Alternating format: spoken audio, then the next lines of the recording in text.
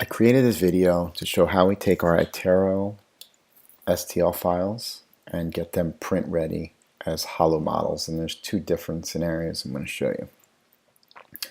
First off, this print came straight out of the ITero with no editing. It's solid, and whoever did the editing on the ITero did a real nice job of removing any excess.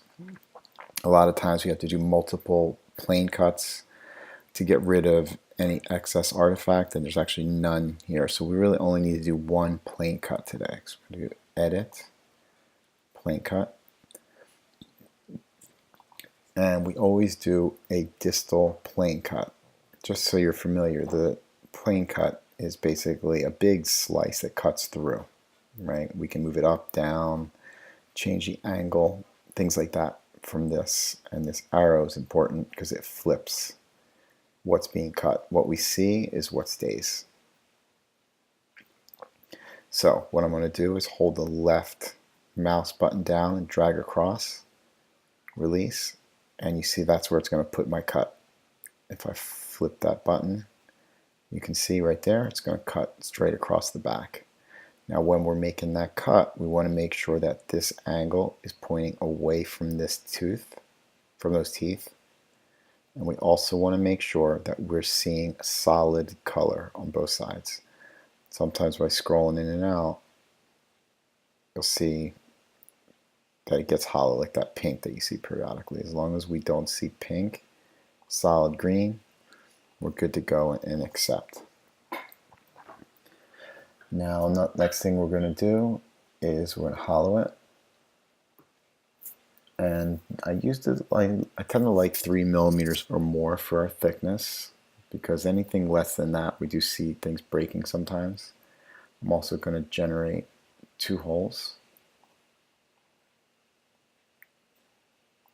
Put them up front because resin always, the front is the last part to drip, so anything that's going to drip out, we want it to come out through the front, otherwise stuff's just going to get stuck in there. It doesn't have to be perfect, it's where you put it, and then we're just going to click accept. And you can see here we have our 2 holes, and you can see the wall is 3 millimeters thick. So at this point we're ready to print with this model, but we just need to add our initials or something to know who that patient is. So we're going to go to sculpt. We're going to change this from volume to surface. We're going to grab our brush and we're going to pick on the draw max. We're going to leave the strength at 100, dial the size down to about 20. And now we can put our initial or whatever, however we want to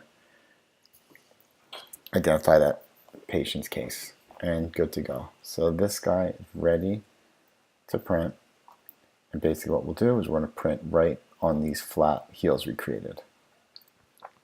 So we're going to go to export and put it back onto the desktop, and I'll call this Hollow Model 1.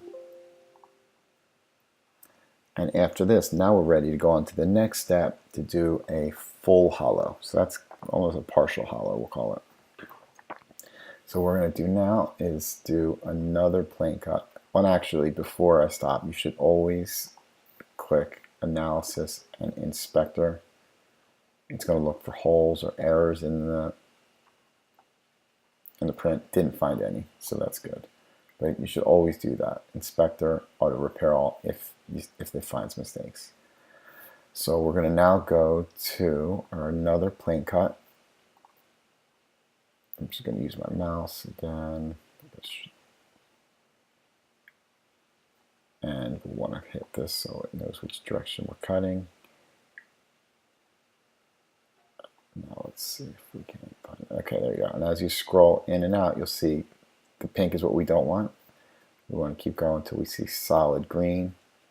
And you can see that's the hollow that we did. We can go ahead and accept that. So now you can see the difference, where now all that resin is going to wash away better.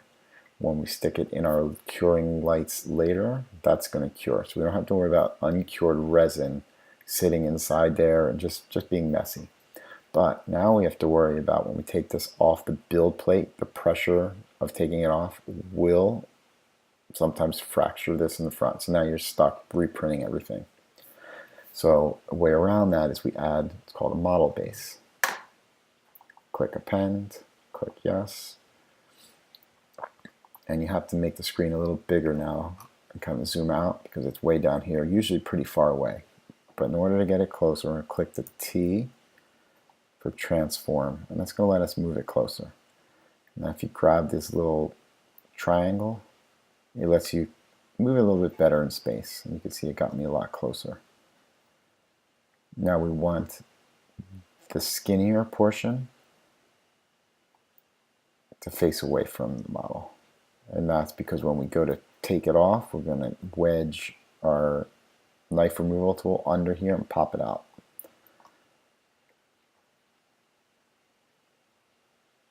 And just want to position so that this is completely touching here. As long as it's touching and not sticking through like that or not too far away, we're pretty good. You're better off in too close than too far away. So that's pretty good right there. I would accept that. Now there's still two separate pieces even though they look combined. So in order to truly combine them, we're going to hold the shift button, then click on the other one. You see now they're both highlighted, and now we can just click combine. So at this point it's ready to print. I would still go ahead and use our inspector just to be safe. Again, so there we go, it did find an error. So even though it's small, it's enough that could potentially mess up our print. So we're going to click auto repair. Now we're truly ready to print, so we're going to go to export. And we're just going to overwrite Hollow Model 2.